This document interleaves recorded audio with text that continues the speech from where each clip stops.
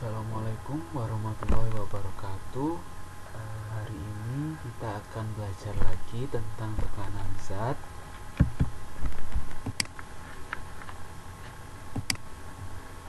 Pada pertemuan yang dulu kita sudah belajar tentang tekanan zat padat dan juga tekanan zat cair yang bagiannya tekanan hidrostatis, di mana setiap benda yang masuk ke dalam zat cair akan mendapatkan tekanan yang tekanannya itu berbanding lurus dengan kedalamannya. Jadi semakin dalam maka tekanan yang diterima akan semakin besar. Nah, untuk hari ini kita akan belajar tentang hukum Pascal dan hukum Archimedes.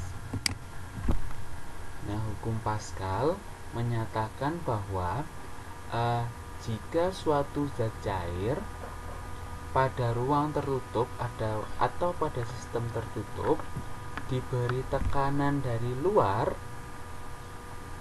atau diberi gaya tekan dari luar, maka tekanan tersebut akan diteruskan ke segala arah sama besar. Jadi misalnya di sini di F1 ini, nah ini ada ruang tertutup, terus bagian ini adalah air, ya, bagian bawahnya ini adalah air. Nah, ketika ini diberi gaya tekan, maka tekanan yang diterima di titik ini, di titik sini, di titik sini, di titik sini, di titik sini adalah sama besar. Jadi diteruskan ke segala arah sama besar. Sehingga ketika diberi gaya tekan di sebelah sini, di bagian satu ini atau luas penampang yang kecil, maka di luas penampang yang besar tekanannya pun bernilai sama. Nah, karena sama, secara matematis kita bisa tulis P1 sama dengan P2.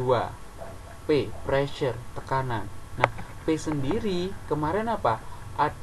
Tekanan itu adalah gaya per satuan luas. Maka rumus atau persamaan untuk hukum Pascal bisa kita tulis F1 per A1 sama dengan F2 per A2. Nah, dimana F1 menyatakan gaya pada luas penampang kecil, A1 berarti luas permukaan pada penampang kecil. Nah, F2 gaya pada luas penampang besar, A2 luas permukaan pada penampang besar. Jadi ingat ya, F itu gaya, force.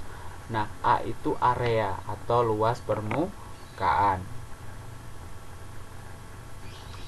Nah, kalau misalkan dibalik, Pak, F1 A1-nya di sini. Nah, boleh, tapi sebenarnya ini cuman simbol ya.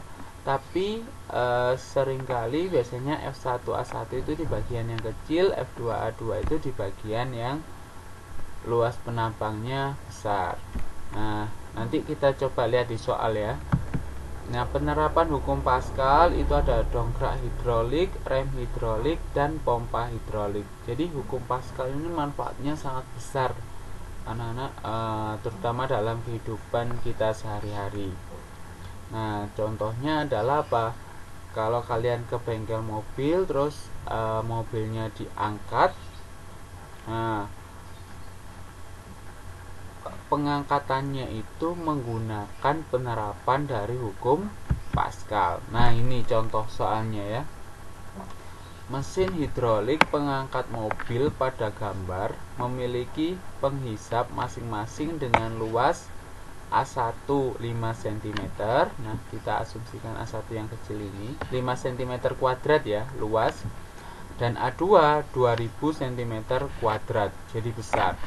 Berat mobil yang akan diangkat adalah 25.000 Newton. Nah, berapa besar gaya F1 yang harus diberikan pada penghisap kecil? Bayangkan kita akan mengangkat mobil yang beratnya 25.000 Newton. Atau kalau kita bagi 10 ya, kita anggap gravitasinya 10, maka masanya sekitar 250 kg. Nah, kita tulis dulu yang diketahui. A1 nya 5 cm kuadrat, A2 nya 2000 cm kuadrat, F2 nya 25.000 Newton. Ditanya F1 nya berapa? Nah, kita masukkan ke rumus tadi apa? Tekanan di sini akan diteruskan sama besar dengan tekanan yang ada di sini. Maka P1 sama dengan P2. Kita bisa tulis langsung di sini F1 karena P itu F per A, gaya dibagi luas. Maka kita bisa tulis F1 per A1 sama dengan 2 per A2. Nah, ini langsung oke, kita A1 nya ini. Nah, kalau kalian belajar tentang secara matematika, maka untuk mengetahui nilai F1 ini, nah A1 nya ini kita bawa ke sebelah kanan. Nah, karena di sini bentuknya per atau pembagian, kalau dibawa ke sebelah kanan maka bentuknya akan jadi perkalian. Itu dari mana sih, Pak? Dari sini. Kalau kita ingin membuat A1 ini hilang, maka di kiri harus dikalikan dengan A1.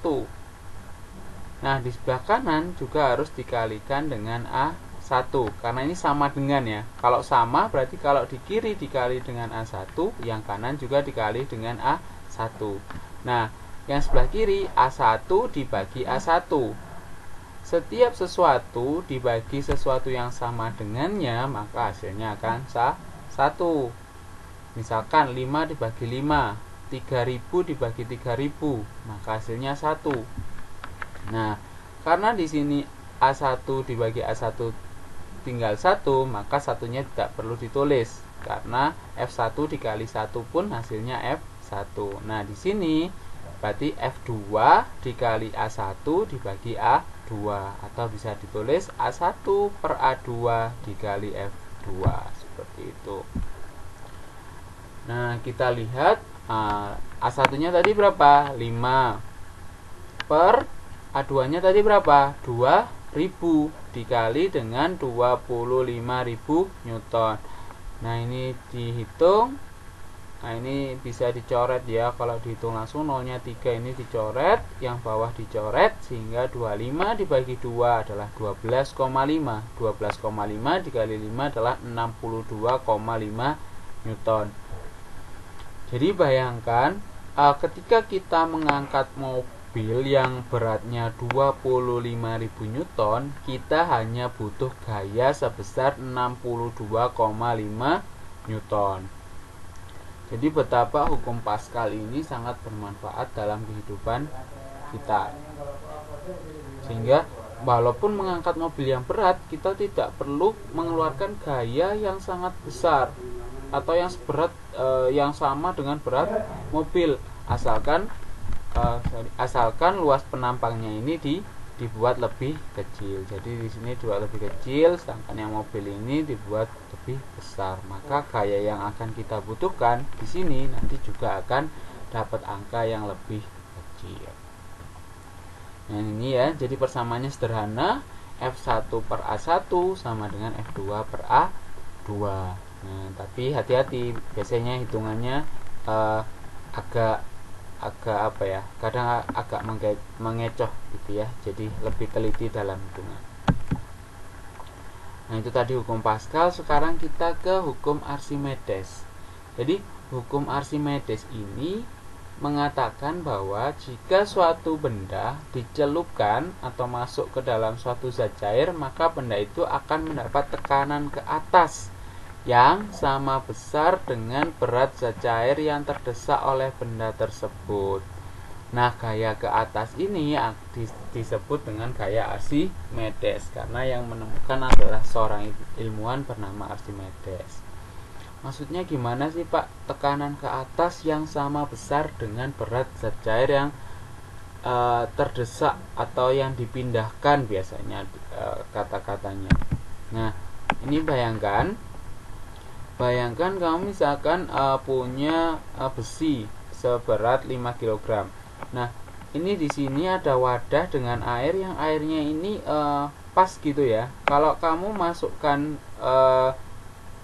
besi ini, maka nanti airnya akan naik kemudian akan tumpah gitu. Nah, ketika kamu masukkan, maka air ini atau zat cair ini akan terdesak atau akan terpindahkan karena ada besi yang masuk ke dalam zat cair. Nah, ketika air itu terdesak, maka dia akan tumpah. Nah, kalau zat cair yang tumpah ini kamu timbang, kamu hitung, misalkan kamu hitung beratnya. Nah, berat zat cair yang kamu hitung ini adalah besar gaya angkat yang diterima oleh benda.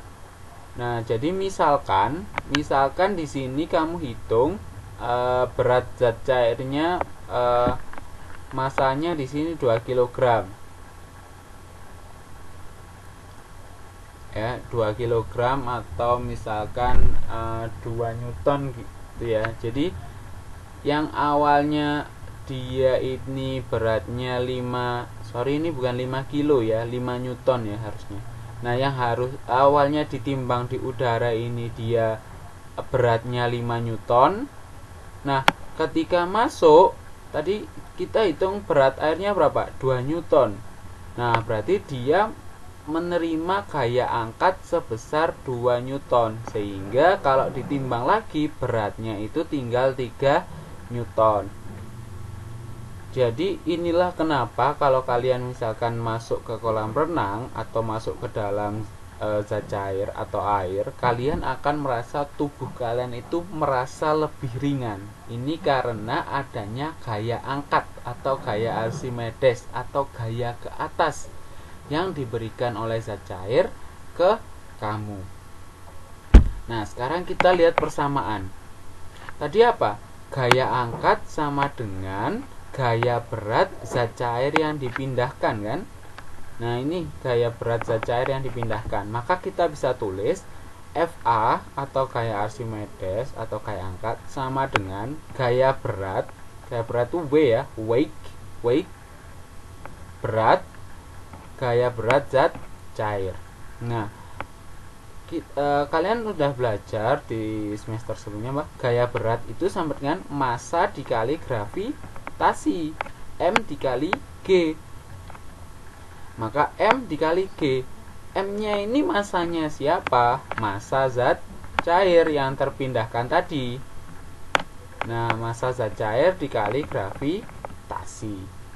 Kemudian massa ini bisa kita rubah ke rho atau massa jenis dikalikan volume. Ini dari mana, Pak? Ini dari, kalau kalian ingat bahwa massa jenis itu sama dengan massa dibagi volume. Maka massa sendiri itu adalah massa jenis dikalikan volume. Atau kalau Bapak tuliskan seperti ini ya. Sebentar. Nah, ini kita coba tulis ya. Sini ya. Kita coba tulis bahwa, nah ini kemarin kita belajar dulu. Aduh, error ya ini anak-anak ya. Maaf. Coba kita tulis lagi ya. Kalau masih error berarti nggak bisa ditulis ya.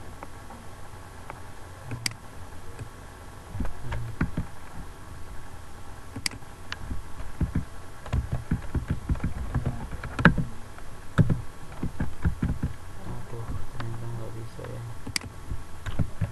Jadi intinya itu ya anak-anak, bahwa kemarin udah belajar bahwa massa jenis atau rho itu sama dengan massa dibagi volume, sehingga kita bisa tulis massa itu sama dengan massa jenis dikalikan volume. Sehingga rumusnya ini, maka besarnya gaya angkat itu bisa kita hitung sama dengan massa jenis zat cair dikalikan volume benda yang tercelup dikalikan gravitasi. Kenapa volumenya hanya dihitung volume benda tercelup? Karena gini, kalau kalian masukkan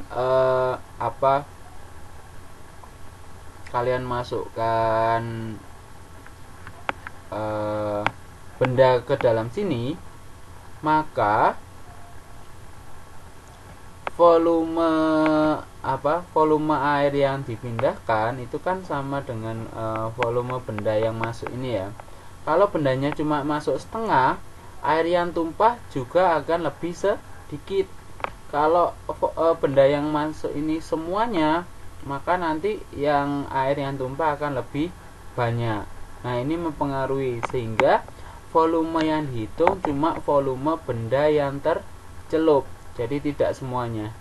Nah, jadi di sini bisa kalian lihat gaya angkat sama dengan massa jenis zat cair dikalikan volume benda yang tercelup dikalikan gravitasi.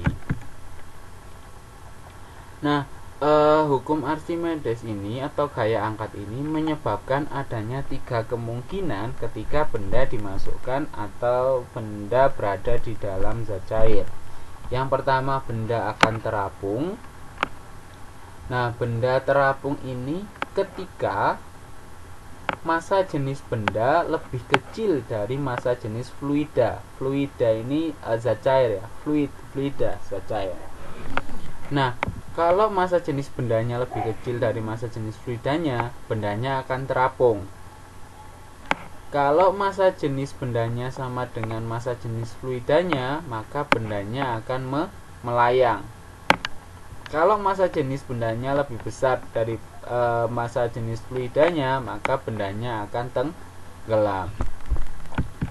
Nah, ini penerapan hukum Archimedes. Yang pertama contohnya kapal selam. Nah, kenapa kapal selam itu bisa timbul ke permukaan, bisa melayang, atau bisa sampai ke bawah, ke dasar laut? Nah, ketika dia mengapung, di dalam badan kapal selam itu terdapat rongga. Nah, ketika dia mengapung, rongga itu diisi udara. Nah, karena massa jenis udara itu lebih kecil daripada massa jenis air laut, maka kapal selamnya akan mengapung. Nah, ketika dia ingin masuk ke dalam air, ke dalam laut, maka rongga yang tadi berisi udara akan dimasukkan dengan air. Nah, jadi rongga yang tadinya berisi udara dimasukkan dengan air. Nah, ketika massa jenis air sama dengan massa jenis si kapal selam, maka kapal selam akan melayang. Jika jumlah airnya ditambah, misalkan ditambah terus,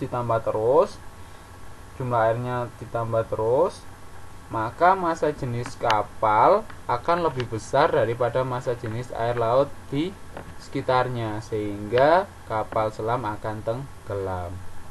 Nah, penerapan hukum Archimedes yang lain adalah jembatan apung atau disebut jembatan ponton. Nah, jembatan ini biasanya terbuat dari drum-drum yang berisi udara.